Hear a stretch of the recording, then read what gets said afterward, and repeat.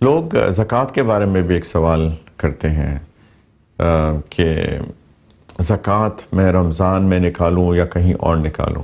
دیکھیں، اس کے اندر میں ایک بہت موٹی سی بات کروں کہ زکوٰۃ انسان نکالتا ہے جب وہ صاحب نصاب ہوتا ہے. صاحب نصاب ہونے کا مطلب یہ ہے، ویسے تو ایک لمبی اس کے اندر تفصیل ہے لیکن میں بہت مختصر بات کرتا ہوں، کہ اگر اس کے پاس 612 گرام چاندی کے برابر کیش وغیرہ یا چاندی یا سونا اس کے پاس آ جائے، کیش چاندی سونا، اور اگر وہ تاجر ہے تو اس کے پاس اگر مال تجارت بھی ہو اتنی ویلیو کے برابر 612 گرامز آف سلور کے ایکویلنٹ، اگر اس کے پاس کیش یا چاندی یا سونا یا مال تجارت ہو تو اس کے وہ صاحب نصاب ہو جاتا ہے. جس دن وہ صاحب نصاب ہوتا ہے بلوغت کے بعد، وہ دن، وہ ایک پرٹیکولر دن اس کو مارک کرنا چاہیے اور اسی دن میں اس کو اپنی زکوٰۃ کی کیلکولیشن کرنی چاہیے. وہ پرٹیکولر دن، یہ مہینہ نہیں ہے کہ میں رمضان میں نکالوں.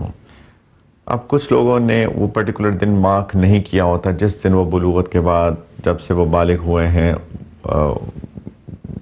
وہ پرٹیکولر دن جب کہ وہ صاحب نصاب ہوئے انہوں نے مارک نہیں کیا ہوتا.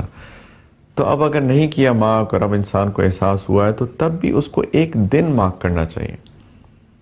اگر رمضان المبارک آپ کے لیے آسان ہے دن کو مارک کرنا، تو اس میں بھی ایک دن مارک ہونا چاہیے. مثال کے طور پہ فرسٹ آف رمضان، فرسٹ رمضان، پہلی رمضان جو ہے وہ آپ مارک کر لیں اگر آپ کرنا چاہتے ہیں. مثال کے طور پہ یہ نہیں ہے کہ میں کسی دن بھی کیلکولیٹ کر لوں، اور اس دن، اس پرٹیکولر دن آپ کے پاس جو بھی کیش پڑا ہے، جو بھی چاندی پڑی ہے، جو بھی سونا پڑا ہے، یا اگر آپ تاجر ہیں تو مال تجارت پڑا ہے، اس کی اس دن کی مارکیٹ ویلیو، ان سب کو ایڈ کریں اور اس کا 2.5%، 2.5% یا 40واں حصہ، واٹ ایور یو کال، جیسے بھی آپ اس کو کہنا چاہیں کی بات ہے، تو وہ آپ کی زکوٰۃ ہے جو کہ آپ کو ادا کرنی ہے.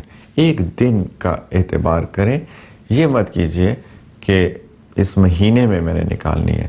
کیونکہ ہو سکتا ہے کہ اگر آپ مثال کے طور پہ ایک کو آپ نے کیلکولیٹ کرنی ہے اور آپ ایک کو نہیں کرتے، اور آپ مثال کے طور پہ 10 رمضان کو کرتے ہیں اور ایک سے لے کر 10 رمضان تک آپ کے خرچے ہو جاتے ہیں، آپ کو کوئی بڑا خرچہ ہو جاتا ہے، وہ تو آپ نے خرچ کر دیا.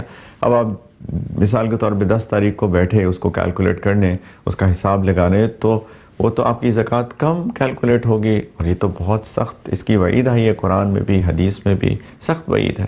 تو پلیز ایک دن کا انتخاب کیجئے اور اس ایک دن میں ہر سال زکوٰۃ کو اپنی کیلکولیٹ کریں. اللہ کرے کہ ہم اپنی زکوٰۃوں کو صحیح نکالنے والے بنیں. ایک آخری بات، ایک سوال اور آیا ہے کہ کسی نے کہا ہے کہ کچھ لوگ نے مجھے بہت تکلیف پہنچائی، انہوں نے مجھے برا بھلا کہا، کچھ سلینڈر کیا، بہتان لگایا، میں سخت آزمائش میں ہوں. دیکھیں، اللہ تعالیٰ آپ کے لیے آسان کرے. پہلی بات تو میں لوگوں سے ایک ریکویسٹ کرتا ہوں، پلیز لوگوں کا دل مت دکھایا کریں. اللہ تعالیٰ کو یہ چیز سخت ناپسند ہے. قیامت کے دن جن جن لوگوں پہ ہم نے دنیا میں ظلم کیا ہوگا وہ سارے کھڑے ہو جائیں گے اور انصاف کا مطالبہ کریں گے قیامت کے دن. اور جنہوں نے یہ ای میل کی ہے، جنہوں نے یہ سوال پوچھا ہے، اللہ تعالیٰ آپ کے لیے آسان کریں. اگر تو یہ آپ کی ذات سے متعلق ہے تو میرا مشورہ یہ ہے کہ آپ صبر کریں، الا یہ کہ کوئی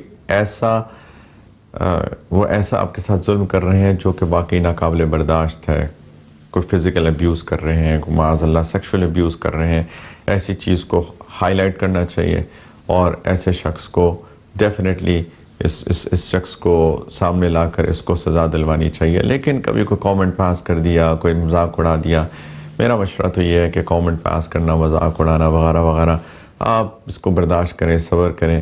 اللہ تعالیٰ انشاءاللہ تعالیٰ ایک دن آئے گا کہ آپ کو عزت دیں گے، انشاءاللہ آپ کو عزت ملے گی.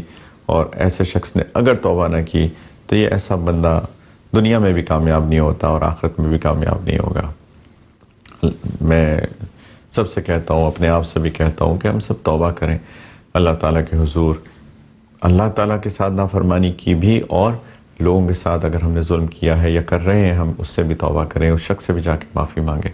اللہ تعالیٰ سب کے ساتھ آسانی کا معاملہ کریں دنیا آخرت میں.